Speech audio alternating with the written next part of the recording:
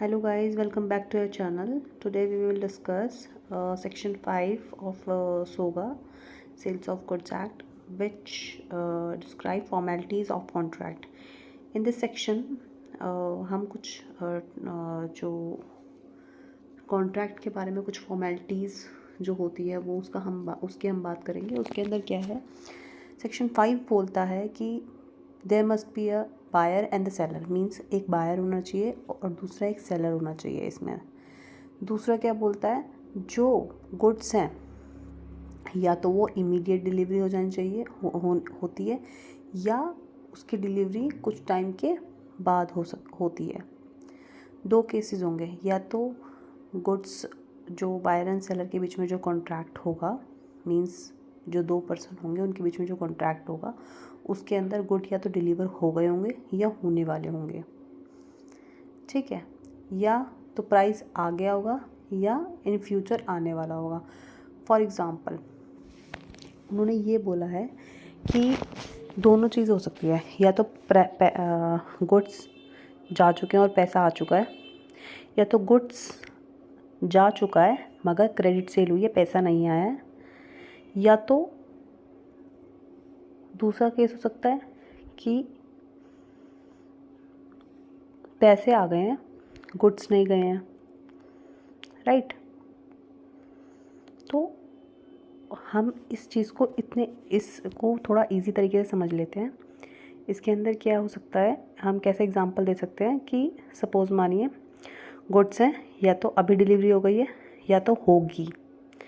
Payment में price में क्या है, या तो पेमेंट आ चुकी है या तो आएगी इन फ्यूचर इंस्टॉलमेंट में, ठीक है। प्लस इसके अंदर और क्या लिखा है, जो सेकंड सबसेक्शन 2 है, सेक्शन 5 सबसेक्शन 2 है, उसके अंदर क्या लिखा है, उसके अंदर ये लिखा है कॉन्ट्रैक्ट मस्ट बी रिटन और ऑरल, मीन्स या तो रिटन होगा या तो ओरल होगा, या इम्प्लाइड होगा according to the conduct of the party. Means अगर कोई कॉन्ट्रैक्ट अगर बन रहा है या तो वो वर्बली होगा या तो वो हैंड रिटन भी हो सकता है या तो वो इम्प्लाइड होगा, ठीक है। तो इस सेक्शन में टोटली जो सेक्शन 5 है वो ये बोलता है कि there must be 2 party, buyer and seller, and according to the good may be delivered, या तो डिलीवर हो गए होंगे या तो डिलीवर होने वाले होंगे इन फ्यूचर में, या तो पैसा आ गया होगा या तो पैसा आने वाला होगा। फॉर एग्ज़ाम्पल कि आपने सेल किया, बायर एंड सेलर आए, उन दोनों ने एग्री किया कि ठीक है हम इस कॉन्ट्रैक्ट में आते हैं। तो बायर ने बोला ठीक है आप मुझे सामान दे दो बट मैं पैसा आपको इन फ्यूचर दूंगा। तो इन केस में ये भी एक कॉन्ट्रैक्ट हुआ।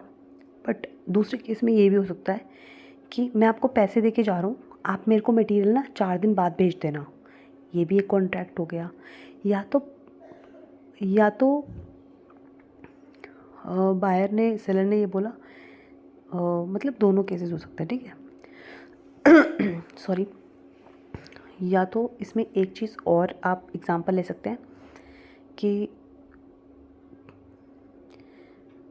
बायर मतलब उन्होंने बोला ठीक है, उन्होंने एक एग्रीमेंट में आ गए, उन्होंने बोला ठीक है आप मुझे 4 दिन बाद पैसे सामान भिजवा देना और मैं आपको 2 महीने बाद पैसे दे दूँगा, ये भी हो सकता है। तो सर्कमस्टांसेस बताए गए हैं। Plus second sub clause second में क्या बोला, सेकंड पॉइंट में क्या बोला है, सब क्लॉज सेकंड में बोला है कि दे मस्ट मीन्स जो आपका कॉन्ट्रैक्ट होगा वो ओरल भी हो सकता है और रिटन भी हो सकता है या इम्प्लाइड, ठीक है। सेक्शन 5 हमारा यही बोलता है। अब हम बात कर लेते हैं सेक्शन 6 की। सेक्शन 6 के अंदर क्या है, existing good and the future good. It means इसके अंदर ये लिखा है जो गुड्स होंगे या तो एग्जिस्टिंग होंगे, मीन्स अभी वो गुड्स हैं, आप सेल आउट कर सकते हैं। बट इन फ्यूचर गुड में क्या है कि अभी आपके पास वो गुड्स नहीं है, इन फ्यूचर वो आप फ्यूचर में आप वो गुड्स को डिलीवर करेंगे। फ्यूचर गुड्स में डिलीवर करने का एग्जांपल कि या तो उनके पास होगा नहीं वो गुड्स उस टाइम पे, या तो उनको कहीं से मंगाना होगा, या तो उनको कोई मैन्युफैक्चर करना होगा, तो ये फ्यूचर गुड बन सकते हैं। थर्ड आता है कंटिंजेंट गुड। कंटिंजेंट मतलब एक कंडीशन पे, मीन्स कंटिंजेंट में आप ये ध्यान रखिए happening and non happening of future event. Means suppose मानिए कि पर्सन को बाहर से सामान मंगाना है, उसके पास, सेलर के पास नहीं है वो चीज़, जो गुड्स में वो डील करता है वो गुड्स ही नहीं है उसके पास। तो उस केस में क्या होगा कि अगर वो गुड्स आप उनको कहीं से मंगाना है या किसी से ख़रीदना है, अगर उस बंदे ने उसको दिया तो ही वो आगे सेल कर पाएगा, और उस बंदे ने नहीं दिया तो वो सेल नहीं कर पाएगा। तो ये क्या हो गया, कंडीशन हो गई। तो इसमें 3 चीज़ आ गई, एग्जिस्टिंग गुड जो आपके पास गुड्स अभी हैं, फ्यूचर गुड्स जो आपको बनवाने हैं या आपको ख़रीदने हैं या आपको कहीं से अरेंज करने हैं, थर्ड कंटिंजेंट गुड जो कंडीशन के ऊपर डिपेंड है। ठीक है, ये 3 आप इस सेक्शन 6 के अंदर यही तीनों गुड्स की बात हुई है। ठीक है, अब हम बात कर लेते हैं सेक्शन 5 और 6 हमने पढ़ लिया है। अब हम नेक्स्ट सेक्शन की बात करते हैं, सेक्शन 7 की बात करते हैं। उसके अंदर क्या लिखा है, उसके अंदर कुछ स्पेसिफिक गुड्स की बात कर रहे हैं। स्पेसिफिक गुड्स मतलब कुछ कैटेगरी ऑफ गुड्स की बात कर रहे हैं। इसके अंदर ये लिखा है कि सेल, जो सेक्शन 7 बोलता है वो ये बोलता है कुछ स्पेसिफिक गुड्स के अंदर हम ये डील करते हैं कि अगर कोई भी चीज़, अगर स्पेसिफिक चीज़ मतलब एक स्पेसिफिक गुड्स की बात कर रहे हैं, जो स्पेसिफिक गुड्स जो होता है इसके अंदर, उसमें अंदर ये होता है कि जो भी आपके सेल हुई है अगर वो एक स्पेसिफिक गुड्स की कैटेगरी में आ रही है, मीन्स फॉर एग्जांपल आपने कोई गुड्स की अपने कॉन्ट्रैक्ट ऑफ सेल, आपने एक कॉन्ट्रैक्ट कर लिया है गुड्स का, और at the time of contract आपको पता नहीं था कि वो जो गुड्स हैं वो पेरिश हो चुके हैं, और आपने उसका कॉन्ट्रैक्ट कर लिया मतलब बायर के साथ, और आपको सेल करने के बाद पता चला है कि आपका वो सामान ख़राब हो गया था। तो इसके जो ये पूरा प्रॉपर जो ये कॉन्ट्रैक्ट बनेगा ये क्या होगा, वॉइड होगा। For example buyer and seller है। बायर जो सेलर है वो एक बहुत बड़े होल सेलर है फ्रूट्स के, और जो बायर है वो एक डीलर है। सपोज़ मानिए जो डीलर है वो होल सेलर के पास गए, उन्होंने बोला मुझे ये सामान चाहिए, आप ये वाले फ्रूट्स चाहिए। तो उन्होंने बोला ठीक है, okay, I have all the lots of these fruits, so मैं आपको डिलीवर कर दूँगा। बट जब उन्होंने कॉन्ट्रैक्ट कर लिया, उसके बाद उन्होंने जाके देखा कि उनके जो गुड्स हैं वो ख़राब हो चुके हैं, तो ये जो कॉन्ट्रैक्ट होगा ये वॉइड हो जाएगा, क्योंकि इसमें ना ही सेलर की गलती है ना ही बायर की गलती है, क्योंकि फ्रूट्स जो है एक पेरिशेबल नेचर की थिंग्स है।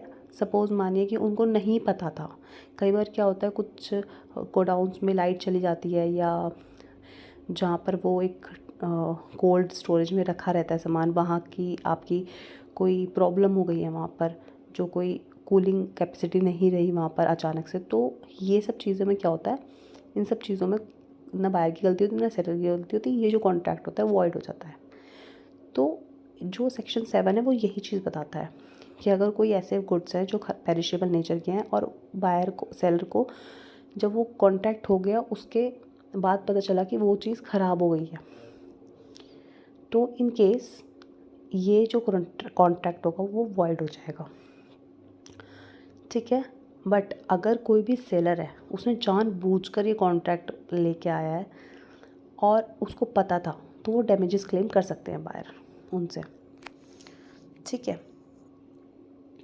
अब हम दूसरी बात कर लेते हैं, दूसरी सेक्शन 8 की बात कर लेते हैं। उसके अंदर क्या है कि जो गुड्स हैं वो पेरिश हो गए, बट वो पेरिश कब हुआ है, एग्रीमेंट टू सेल, उन्होंने एग्रीमेंट कर लिया सेल का, उसके बाद वो गुड्स जो हैं, पहले वो ठीक थे, एग्रीमेंट टू सेल से पहले वो ठीक थे, बट एग्रीमेंट टू सेल करने के बाद कुछ ऐसी प्रॉब्लम हो गई कि वो गुड्स ख़राब हो गए सेल करने से पहले।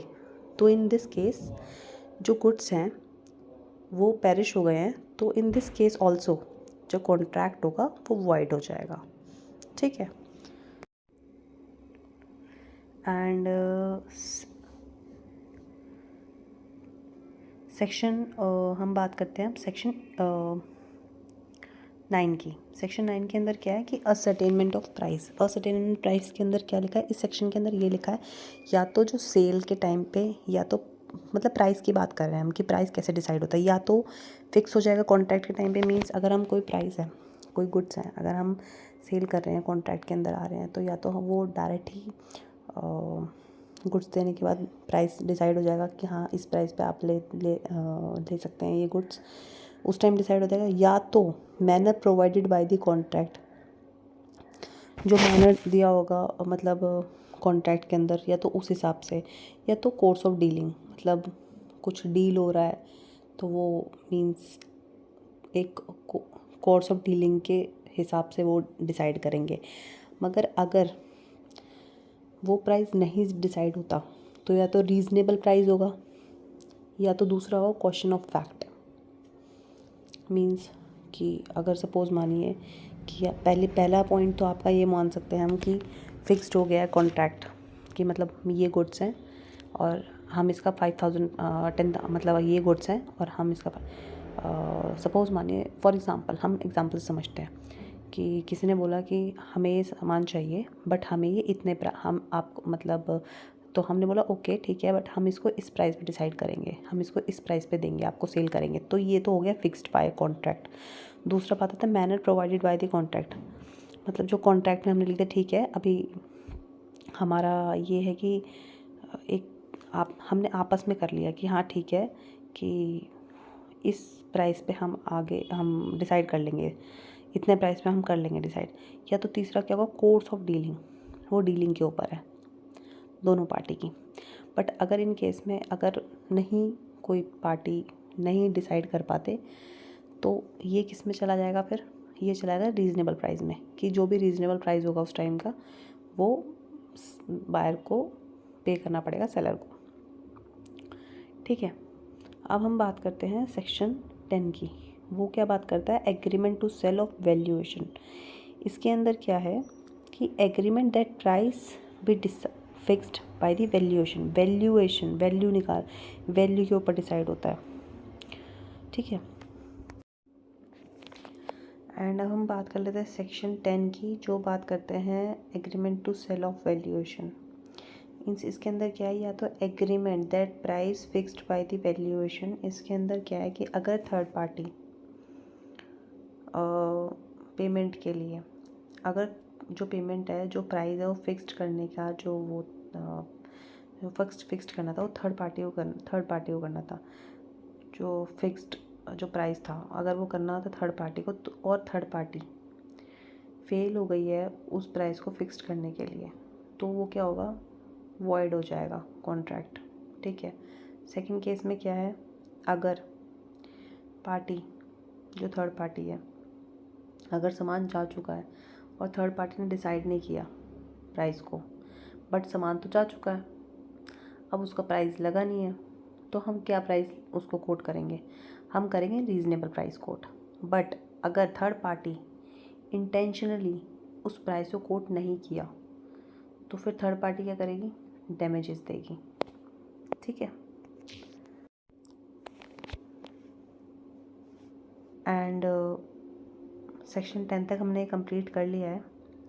बाकी सेक्शन 11 से हम नेक्स्ट क्लास में इसको कंटिन्यू करेंगे, क्योंकि हमने ये सारा पढ़ तो लिया है, बट जो हमारा हमने जो ये सीक्वेंस वाइज हमने क्लियर किया है, जितने भी हमने क्लासेस ली हैं अभी तक, इसमें अगर आपको कोई भी डाउट हो तो आप मुझे मैसेज में, कमेंट में आप मुझसे बोल सकते हैं। मैं उसी के ऊपर एक वीडियो, अगर आपको कोई भी अगर क्वेरी भी है तो आप कमेंट में मुझे बता सकते हैं करके, और मैं उसके ऊपर डिटेल वीडियो अपलोड कर दूँगी।